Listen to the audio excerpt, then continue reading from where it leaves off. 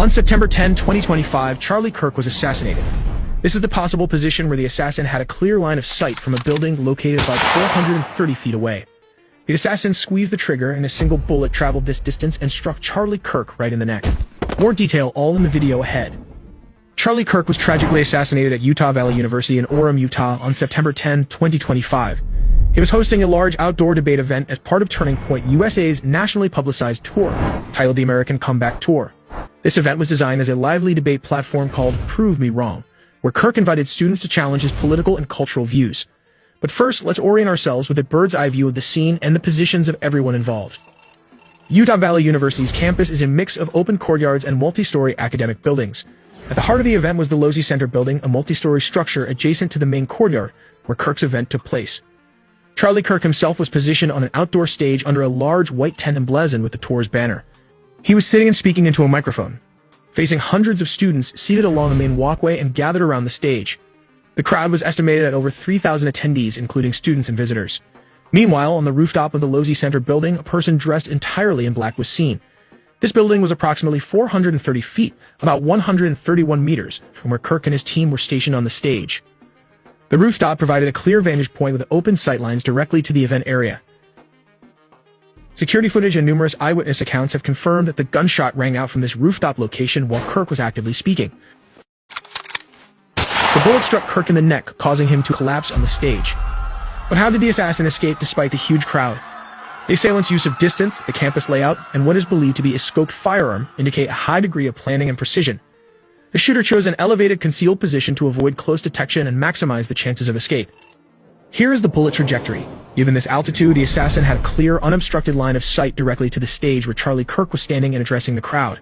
The bullet's trajectory descended steeply and accurately through open space to strike Krik in the neck, which strongly suggests the use of a scoped firearm designed for long-range precision. As soon as the shot was fired, the gunman likely retreated to an entrance on the top of the building.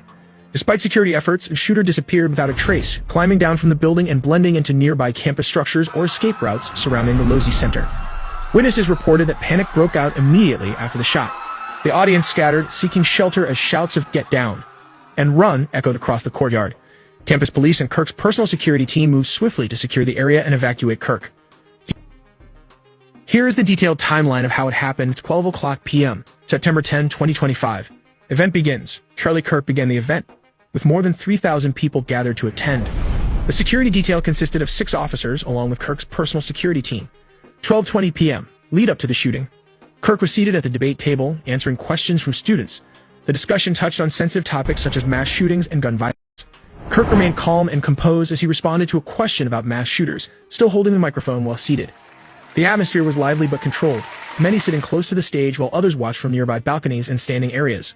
12:22 to 12:23 p.m., the assassination. Suddenly, a loud gunshot echoed through the courtyard. Krik was hit in the neck while speaking.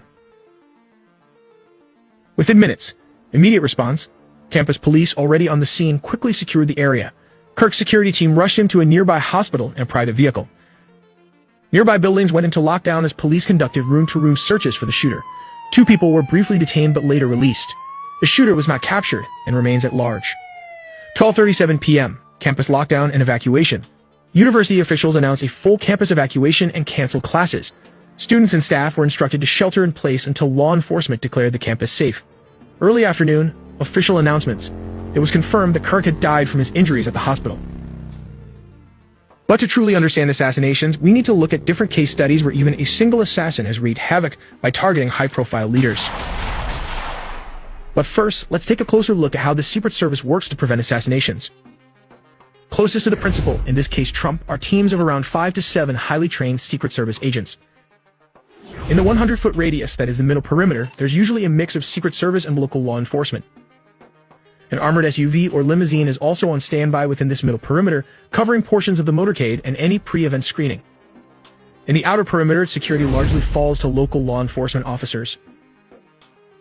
In Butler, the building the shooter climbed was technically outside of the rally venue, and the Secret Service didn't sweep it.